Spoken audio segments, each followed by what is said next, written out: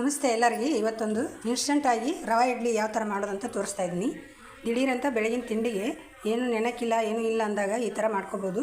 ಯಾವ ಥರ ಮಾಡೋದಂತ ನೋಡುವ. ಇಲ್ಲೇ ಉಪ್ಪಿಟ್ಟು ರವೆ ತೊಗೊಂಡಿದ್ದೀನಿ. ಮೀಡಿಯಮ್ ರವೆ ಬರ್ತದಲ್ಲ ಅದು.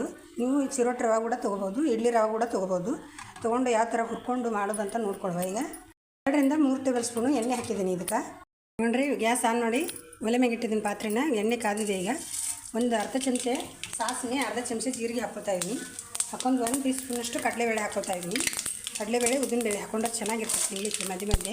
ಅಂದರೆ 1 ಟೀ ಸ್ಪೂನಷ್ಟು ಉದ್ದಿನಬೇಳೆ ಕಡಲೆಬೇಳೆ ಹಾಕಿ ಸ್ವಲ್ಪ ಕಂದು ಬಣ್ಣ ಬರೋವರೆಗೆ ಹುರ್ಕೊಳ್ಬೇಕು. ಮೀಡಿಯಮ್ ಊರು ಇಟ್ಕೊಂಡು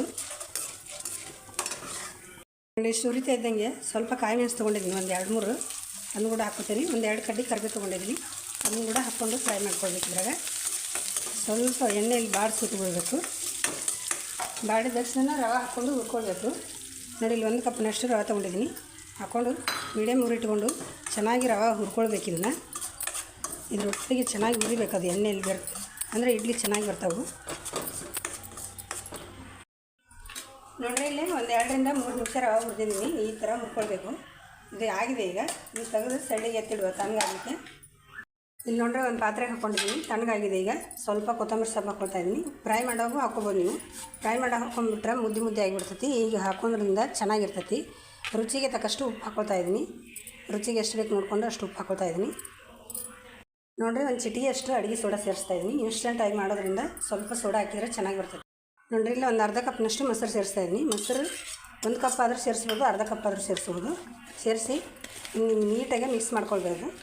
ನೀಟಾಗಿ ಮಿಕ್ಸ್ ಮಾಡಿ ಇದಕ್ಕೆ ಬೇಕಾಗುವಷ್ಟು ನೀರು ಸ್ವಲ್ಪನೇ ಹಾಕಿ ಒಂದು ಹದಕ್ಕೆ ಬರೆಸ್ಕೊಳ್ಬೇಕು. ಅದನ್ನ ನೋಡಿರಿ, ಮೊಸರು ತೊಗೊಂಡಿದ್ನಲ್ಲ ಅದ ಲೋಟದಲ್ಲಿ 3/4 ಲೋಟದಷ್ಟು ನೀರು ತೊಗೊಂಡಿದ್ದೀನಿ.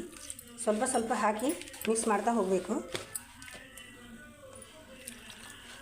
ಜಾಸ್ತಿ ಒಂದೇ ಸಲ ನೀರು ಹಾಕೊಂಡ್ಬಿಟ್ರೆ ನೀರು ಆಗಬಾರ್ದೈತಿ. ಹಿಟ್ಟು ಬ್ಯಾಟ್ರು ಚೆನ್ನಾಗಿ ಗಟ್ಟಿಯಾಗೇ ಇರಬೇಕು. ಇಡ್ಲಿ ಹಿಟ್ಟಿನಕ್ಕಿಂತ ಸ್ವಲ್ಪ ಗಟ್ಟಿಯಾಗೇ ಇರಬೇಕು. ನೋಡ್ರಿ, 3/4 ಲೋಟ ನೀರನ್ನು ಹಾಕಿದ್ದೀನಿ. ಮತ್ತೊಂದು ಅರ್ಧ ಕಪ್ ತೊಗೊಂಡಿದ್ದೀನಿ. ಮತ್ತು ಅರ್ಧ ಕಪ್ ಹಾಕೋದಿಲ್ಲ, ಸ್ವಲ್ಪ ಹಾಕಿದ್ದೀನಿ ಅರ್ಧ ಕಪ್ದಲ್ಲಿ. ನೋಡಿ, ಅದಕ್ಕೆ ಕಲಿಸಿ ಒಂದು 5-10 ನಿಮಿಷ ಟೈಮ್ ಇದ್ದರೆ ಬಿಟ್ಟುಬಿಡಬೇಕು. ಚೆನ್ನಾಗಿ ಬರ್ತೈತೆ ನೆನೆದಷ್ಟು ಇಡ್ಲಿ. ಟೈಮ್ ಐತೆ ಅಂದಾಗ ಒಂದು 5-10 ನಿಮಿಷ ಬಿಟ್ಕೊಂಡು ಆಮೇಲೆ ಇಡ್ಲಿ ಮಾಡ್ಕೊಂಡ್ರೆ ಚೆನ್ನಾಗಿರ್ತೈತಿ. ಈಗ ಒಂದು 10 ನಿಮಿಷ ಹೀಗೆ ಇರಲಿ. ಇಲ್ಲಿ ನೋಡಿರಿ, ರವೆ ಕೂಡ ನೆನೆದಿದೆ. ಈಗ ಇಡ್ಲಿ ಪಾತ್ರೆ ತೊಗೊಂಡು ನೀರು ಕಾಯ್ಲಿಕ್ಕೆ ಇಟ್ಟಿದ್ದೀನಿ. ಇಲ್ಲಿ ಇಡ್ಲಿ ಪಾತ್ರೆಗೆ ತಟ್ಟೆಗೆ ಎಣ್ಣೆ ಎಲ್ಲ ಸವರ್ಬಿಟ್ಟು ಒಂದೊಂದು ಗೋಡಂಬಿ ಇಟ್ಕೊಂಡಿದ್ದೀನಿ. ಗೋಡಂಬಿ ಆಪ್ಷನಲ್ಲು, ಚೆಂದ ಕಾಣ್ಲಿಕ್ಕೆ ಮಾತ್ರ ಇಟ್ಟಿದ್ದು. ಹಾಕಿದರೆ ತಿನ್ನುವಾಗ ಬಾಯಿ ಸಿಕ್ಕಿದರೆ ಚೆನ್ನಾಗಿರ್ತೈತಿ. ನೋಡಿ ಎಷ್ಟು ಗಟ್ಟಿಯಾಗಿದೆ. ಇನ್ನೊಂದು ಚೂರು ನೀರು ಹಾಕ್ಕೊಂಡು ಮತ್ತೆ ಸಮ ಮಾಡ್ಕೋಬೇಕು ಹಿಟ್ಟು. ನೋಡಿರಿ, ಇನ್ನೊಂದು ಸ್ವಲ್ಪ ಒಂದು ಅರ್ಧ ಲೋಟಕ್ಕಿಂತ ಕಡಿಮೆ ನೀರು ಹಾಕ್ತಾಯಿದ್ದೀನಿ. ಇಡ್ಲಿ ಹಿಟ್ಟಿನಕ್ಕಿಂತ ಸ್ವಲ್ಪ ಗಟ್ಟಿಯಾಗೇ ಇರಬೇಕಿದು. ನೋಡಿ, ಇದಕ್ಕಿಂತ ಸ್ವಲ್ಪ ಇನ್ನೊಂದು ಚೂರು ನೀರು ಹಾಕ್ತಾಯಿದ್ದೀನಿ. ಇನ್ನೊಂದು 4 ಹನಿ ಇಷ್ಟಾದರೆ ರವೆ ಕೂಡ ಚೆನ್ನಾಗಿ ಬೆಂದು ಬರ್ತೈತಿ. ಈ ಹದ ಇರಬೇಕಿದು ಇಡ್ಲಿ ಹಿಟ್ಟು. ನೋಡಿ, ಈ ಹದ ಇರಬೇಕು. ಈಗ ಇಡ್ಲಿ ತಟ್ಟೆಗೆ ಎಣ್ಣೆ ಸವರಿಟ್ಟಿದ್ದೀನಿ. ಹಾಕ್ಕೊಂಡ್ರೆ ಆಯಿತು.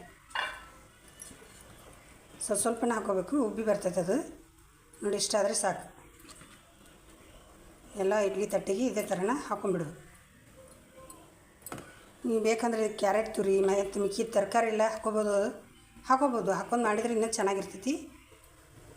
ಸಲ ಟ್ರೈ ಮಾಡಿ, ಗೊತ್ತಾಗ್ತೈತಿ. ಡೀರ್ ಅಂತ ಮಾಡ್ಕೋಬೋದು ಬೆಳಗಿನ ತಿಂಡಿಗೆ. ನೋಡಿ, ಇದನ್ನು ಇಡ್ಲಿ ತಟ್ಟೆಗೆ ನೋಡಿರಿ, ಎಲ್ಲ ಇಡ್ಲಿ ತಟ್ಟೆಗೆ ಹಾಕಿದ್ದು ಈ ಥರ ಹಾಕ್ಕೊಂಡು ತಟ್ಟೆ ನೀರು ಕಾಯ್ಲಿಕ್ಕೆ ಇಟ್ಟಿದ್ದೀನಿ. ನೀರು ಕೂಡ ಕುದೀತಾ ಇದೆ. ಕುದಿ ಬರೋ ನೀರಾಗ ಇಡಬೇಕು. ನೀರು ಕಾಯಕ್ಕಿಂತ ಮೊದಲೇ ಇಟ್ಬಿಟ್ರೆ ನೀರಿಗೆ ಸಾಕೋಬೇಕು, ಚೆನ್ನಾಗಿ ಬರೋಲ್ಲ. ಈಗ ನೋಡಿ, ಹದವಾಗಿ ಬೇಯಿಸ್ಕೊಳ್ಬೇಕು. ಇದನ್ನು ಎಲ್ಲ ತಟ್ಟೆ ಇಟ್ಟು ಕ್ಲೋಸ್ ಮಾಡಿ 10 ರಿಂದ 10 ನಿಮಿಷ ಬೇಯಿಸ್ಕೊಂಡ್ರೆ ಸಾಕಾಗ್ತದೆ.